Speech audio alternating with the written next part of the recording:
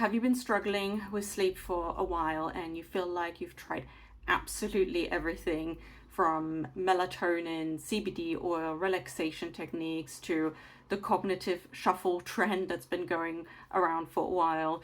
I'm sorry to tell you this, but you have been focusing on the wrong things. I'm a sleep coach and I see this all the time with my clients. Let me tell you what the 5 mistakes are that you need to avoid in order to fix your sleep and actually build a routine that works for you and that is sustainable. So let's dive right in. So the first mistake that a lot of people make when they're trying to fix their sleep is they are overly obsessed with their bedtime routine.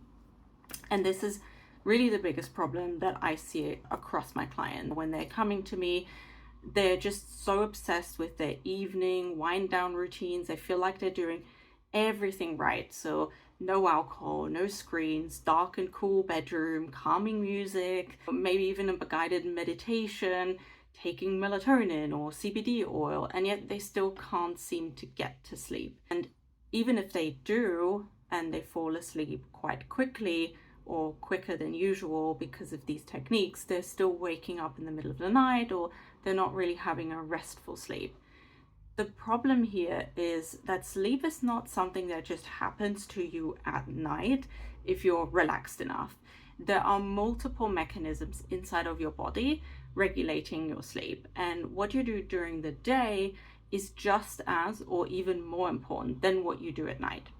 For example, if you wake up late on a Sunday and you have a nap in the afternoon, you spend most of the day indoors, then you'll find it really difficult to fall asleep at your usual time at night, even with the best wind down routine and all the techniques that you see. Your body just isn't ready. It doesn't matter what you do, you will find it really hard to fall asleep.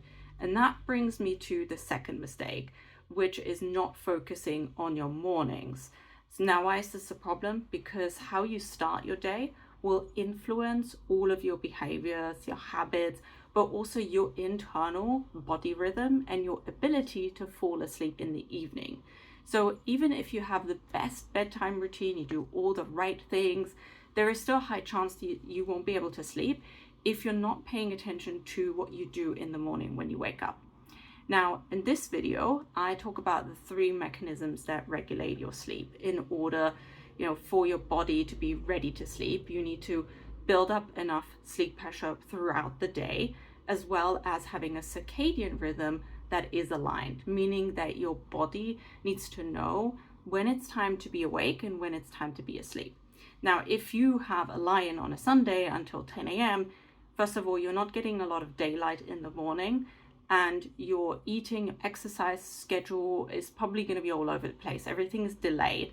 And so you have your circadian rhythm that is misaligned, but also because of your lower sleep pressure that you will have in the evening because you've slept in for so long, those 2 systems are now misaligned. So even with a calm and regulated nervous system and being absolutely relaxed, you will likely not fall asleep quickly, or you might wake up in the middle of the night because your body is simply confused about what time it actually is and whether it's time to be asleep or not.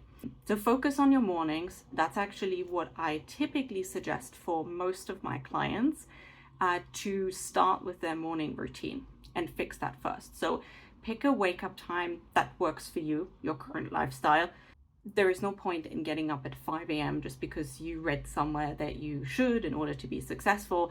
So let's say your ideal wake up time is 6:30 a.m. So just stick to this time as much as you can every single day, even if you have a bad night. This is really important. And even on the weekends, as much as you can, of course. We all have different bodies and different needs. So you can build in a buffer, give yourself a little bit of flexibility, especially if you're sick, if you're not feeling well, but keep it within a 30 to 60 minute window every single day. Now, I know this is difficult, especially if you're already struggling with sleep, because you'll be tempted to try and catch up on the lost sleep or napping, but don't fall into this trap. Once you are awake and you're up, go outside and get some sunlight for at least 10 to 15 minutes, if not more ideally. This will help regulate your internal body clock that will help you fall asleep at night. Now, you can go for a walk, you can just sit or stand outside on a balcony, in the garden, anywhere, have a tea, have a coffee. You don't need a complicated 10-step morning routine. Simply get up at the same time and get some sunlight. Very simple in theory. This brings me to the third mistake: going against your internal body rhythm and your chronotype. So we just talked about circadian rhythm. I just mentioned that you need to find a schedule that works for you and stick to it. But what if you're getting up and going to bed around the same time and you feel like you're still struggling? Now, this is where your chronotype comes in. See, we're all different, right? What works for one person might not work for you. For example, you see everywhere that you need to get up at 5 a.m. to be productive and successful, but not everyone is a morning person. This is not simply just a preference that you have, a habit that you have. It's something that is genetically different. If you have an evening chronotype and you try to force yourself into an early schedule, you will struggle. You might get used to it after a while, and yes, if you have a shift work, of course, you might not have a choice, but it will never truly feel natural. I know that not everyone has this luxury of creating their own schedule. We all have jobs, responsibilities. You might have children that need to get up and get ready for school. So my suggestion is just to look at your chronotype and align your schedule as close as you can to that natural preference, and just starting with small shifts. So if you're currently waking up at 8 a.m. but you're actually more of a morning type, or the other way around, don't go crazy and get up at 5 a.m. the next day. Try and shift it by maybe 15-30 minutes every day until you reach that ideal timing. And then that way your body can slowly adjust. And you will notice after a while that you feel naturally sleepy at a particular time in the evening that is aligned to your natural chronotype. Now, if you want to know what your chronotype is, there are 4, although some people say there's only 3. There's kind of different studies about this, but I'm going to go with the 4 chronotypes here. So lion, bear, dolphin, and wolf. And I have a free quiz below in the description. Feel free to take that and let me know in the comments what your chronotype is and whether you're currently aligned or not and how that is affecting you. Moving on to mistake number 4, immediately trying to catch up on sleep after bad nights. I just mentioned earlier that you should always try and get up at the same time every day, even if you have a bad night. That might sound counterproductive because you're depriving yourself from sleep on that day. But when you have a really bad night, you wake up exhausted, all you want to do is go back to sleep, get a few more hours.